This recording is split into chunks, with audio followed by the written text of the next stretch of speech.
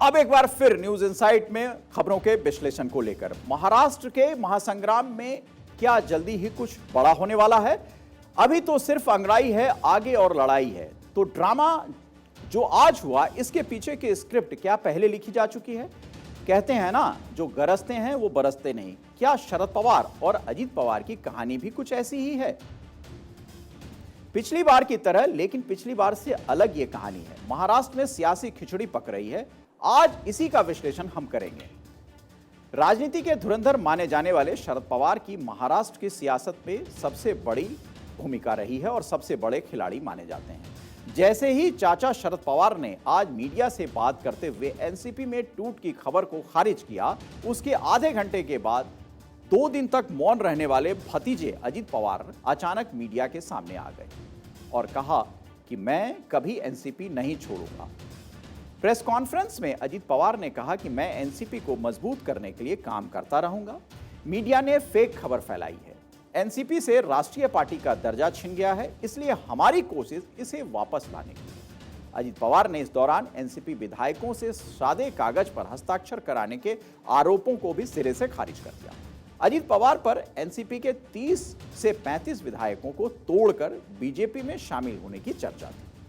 अजीत पवार ने संजय राउत, जो शिवसेना उद्धव गुट के नेता हैं, उन पर निशाना भी साधा और कहा कि कोई बाहरी आदमी एनसीपी को लेकर बयान जारी नहीं कर सकता। एनसीपी के पास अपना नेता और प्रवक्ता है। उन्होंने कहा कि एनसीपी शरद पवार की पार्टी है और उनके साथ सभी लोग मजबूती से खड़े हैं। आखिर शरद पवार और अजीत पवार को अपनी ही पार्टी के लिए सफाई क्यों देनी पड़ रही है? क्या चाचा और भतीजे के बीच कोई राजनीतिक डील चल रही थी जो आज सिरे चढ़ गई है और दोनों मीडिया से मुखातिब हो गए? तो आपको बता दें कि संजय राउत पिछले कुछ दिनों से अजीत पवार पर हमलावर हैं और अजीत पवार पर एनसीपी तोड़ने का वो आरोप भी लगा चुके हैं। लेकिन क्या सच में अजीत पवार एनसीपी तोड़कर बीजेपी से मिलना चाहते हैं? दरअसल इन सब अटकलों के पीछे की वजह क्या है, वो हम आपको बताते हैं। अजीत पवार ने पीएम मोदी की तारीफ की, फडणवीस से मिले, अपने ट्विटर से एनसीपी का सिंबल हटाया। अजीत पवार पिछले दिनों अपने एक बयान से खूब सियासी सुर्खियां बटोर चुके हैं। प्रधानमंत्री मोदी के डिग्री विवाद पर उन्होंने कहा था कि नरेंद्र मोदी के अपने जलवे हैं, उन्हें जनता ने डिग्री देकर नहीं चुना है। शिंदे गुट पर सुप्रीम कोर्ट के आने वाले संभावित फैसलों को लेकर भी मीडिया से बातचीत वो कर रहे हैं और वर्तमान सरकार के नहीं गिरने की भविष्यवाणी भी उन्होंने की थी। उन्होंने कहा कि शिंदे के पक्ष में अगर फैसला नहीं भी आता है तो महाराष्ट्र की सरकार नहीं गिरेगी, और ये ऐसी बयान था अजीत पवार की तरफ से जिससे ये तमाम चर्चाएं शुरू हो गई कि क्या अजीत पवार भारतीय जनता पार्टी का दामन थाम सकते हैं या फिर अपने लिए कोई नई भूमिका अजीत पवार तलाश रहे हैं। अजीत पवार ने अपने सोशल मीडिया अकाउंट से एनसीपी का झंडा हटा दिया, यानी जो सिंबल था एनसीपी का उसे हटा दिया। पवार के ट्विटर और फेसबुक पेज के कवर में एनसीपी का झंडा लगा था, फोटो लगा था, लेकिन उसके कुछ ही देर बाद, ये हटाने के कुछ ही देर बाद, अजीत ने अपनी आदत के अनुसार यू टर्न लिया, जिसके लिए वो जाने जाते हैं, और एनसीपी के साथ ही बने रहने का ऐलान भी कर दिया। उधर शरद पवार की बेटी सुप्रिया सुले, यानी अजीत पवार की बहन, जब पत्रकारों से सवाल जवाब कर रही थी तो पत्रकारों ने सवाल में उनसे पूछा और उसका जवाब सुप्रिया ने दिया। उन्होंने कहा, महाराष्ट्र में आगामी 15 दिनों में एक नहीं 2 सियासी विस्फोट होंगे। एक अंग्रेजी अखबार ने एनसीपी को लेकर एक रिपोर्ट प्रकाशित की थी। अखबार के मुताबिक अजीत पवार ने 40 विधायकों का हस्ताक्षर एक सादे कागज पर करवा लिया है। शिंदे की शिवसेना के 16 विधायकों की सदस्यता अगर रद्द होती है तो अजीत पवार सीएम बन सकते हैं, क्योंकि शिंदे का रिप्लेसमेंट के तौर पर अजीत पवार अपने आप को देख सकते हैं और राजनीति में महत्वाकांक्षा होना जरूरी भी है। अजीत पवार उसी महत्वाकांक्षा को लेकर आगे भी बढ़ रहे हैं और पहले भी बढ़ते रहे हैं। अखबार ने शरद पवार की भूमिका पर भी सवाल उठाया। 40 विधायकों के हस्ताक्षर की खबरें आने के बाद शरद पवार एक्टिव हुए। उन्होंने पत्रकारों से बातचीत करते हुए एनसीपी में टूट की खबर को सिरे से खारिज कर दिया। पवार ने कहा कि अजीत और जयंत एनसीपी को मजबूत करने के लिए ही काम कर रहे हैं। शरद पवार के बयान आने के बाद बैकफुट पर आ गए अजीत पवार और उन्होंने भी प्रेस कॉन्फ्रेंस की। अजीत ने इसी कॉन्फ्रेंस में एनसीपी नहीं छोड़ने की बात भी कह दी। अजीत ने कहा कि हलफनामे पर भी लिखकर दे सकता हूं कि एनसीपी नहीं छोड़ सकता। हालांकि महाराष्ट्र की राजनीति में अजीत पवार पर यकीन करना थोड़ा मुश्किल है।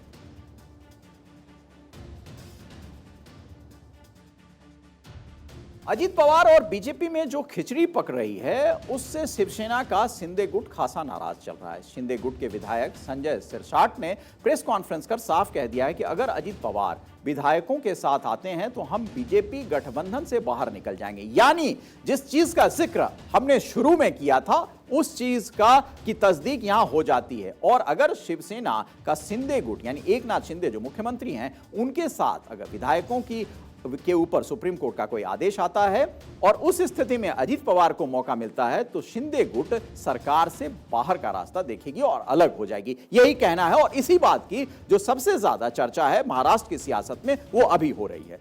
शिवसेना के शिंदे गुट के तेवर से पवार समेत बीजेपी सख्ते में आ गई है। और आए भी क्यों ना, शिवसेना का मामला भले ही सुप्रीम कोर्ट में हो लेकिन अभी सरकार बीजेपी शिवसेना की ही है।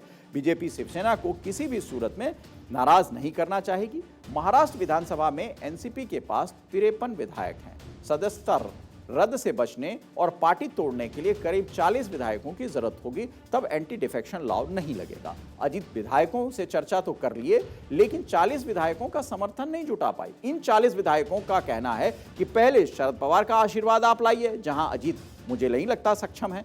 13 से 15 विधायक ही अजीत के समर्थन में बीजेपी जाने को तैयार हुए। बाकी के विधायक शरद पवार की हरी झंडी का इंतजार ही करते हैं। महाराष्ट्र से एनसीपी के 4 लोकसभा सांसद हैं। राज्यसभा में पार्टी के पास 4 सीटें हैं। लोकसभा और राज्यसभा दोनों जगहों पर शरद पवार के करीबी ही सांसद हैं। ऐसे में अजीत को सांसदों का भी समर्थन नहीं मिल पाएगा।